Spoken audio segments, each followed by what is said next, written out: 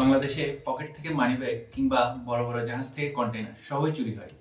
মজার বিষয় হচ্ছে একই চুরি ঘরের ভেতরে করলে একরকম শাস্তি, আবার ঘরের বাইরে বা আপনার কর্মচারী করলে অন্যরকম শাস্তি। বাংলাদেশের পেনাল কোড 1860-এর ধারা 378 অনুযায়ী কেউ যদি অসৎ উদ্দেশ্যে মুভেবল প্রপার্টি অর্থাৎ সরানো যায় এমন কোনো জিনিস আপনার সম্মতিবিহীন আপনার দখল থেকে সরিয়ে ফেলে, সেটাই চুরি হিসেবে গণ্য হবে। ধরে নিই চুরি হওয়া বিষয়টি কলম। আপনি যে কোনো কিছু ভাবতে পারেন। এখন স্কুল, কলেজ, ইউনিভার্সিটি বা অফিস থেকে কলম চুরি কি শাস্তি হতে পারে?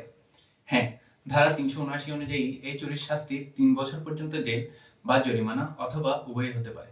দেখবেন, বন্ধুকে আবার মামলা দিয়েন না, একটি কলমই তো। তবে তাকে মেনশন দিয়ে সাবধান করে দিতে পারেন।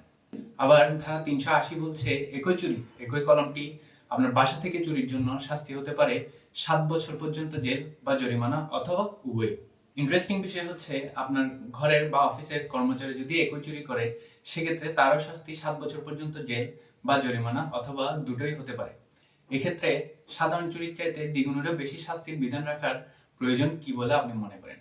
এছাড়া কেউ যদি এই কলম চুরির জন্য কিংবা এক্ষেত্রে ধরে নিন এক ব্যাগ টাকা চুরির জন্য এমন প্রস্তুতি নিয়ে আসে, সে আপনার মৃত্যু ঘটানো বা আপনাকে আঘাত করার জন্য প্রস্তুত, সেক্ষেত্রে পেনাল কোডের ধারা 382 অনুযায়ী তার শাস্তি হতে পারে 10 বছর পর্যন্ত সশ্রম কারাদণ্ড এবং জরিমানা।